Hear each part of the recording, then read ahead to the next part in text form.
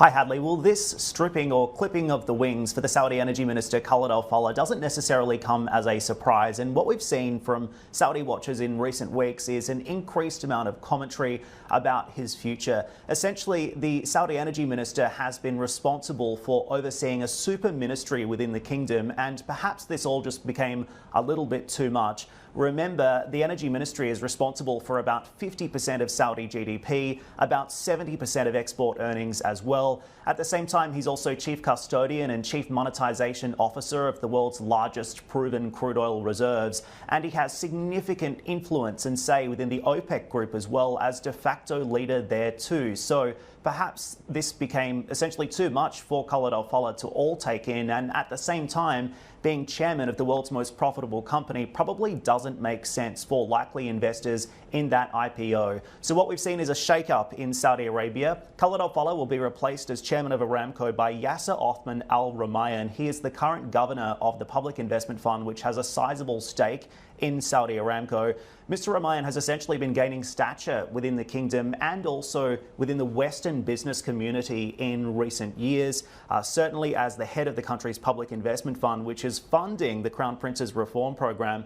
Mr. Rumayyan is a former banker and a regulator. He was also an advisor on the royal court in Saudi Arabia, so a very, very significant person within the kingdom. But it is also important to point out that this is going to be his first foray as chairman of the world's biggest oil producer. So certainly all eyes are on whether or not this does represent some kind of a shift in strategy for Saudi Aramco. Clearly a lot more questions remain to be answered here, Hadley, but we've also seen Mr. Al-Falih congratulating him on his appointment, saying he was wishing him every success. Of course, Mr. Al-Falih has been chairman of Saudi Aramco since 2015, so this is a very significant move, Hadley.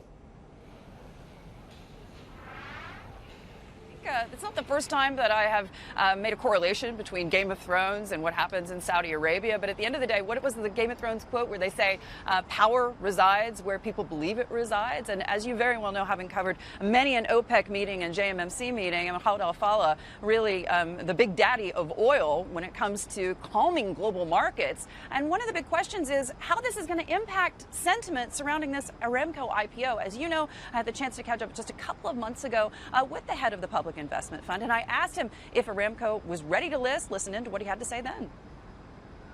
In order for us to close the transaction, we need to have approval from, I think, 20 different jurisdictions for antitrust around the world. So this is the delay. We cannot go IPO for Aramco before closing this transaction. Once this transaction is closed, I think there shouldn't be any reason for us to put the Aramco IPO in a delay.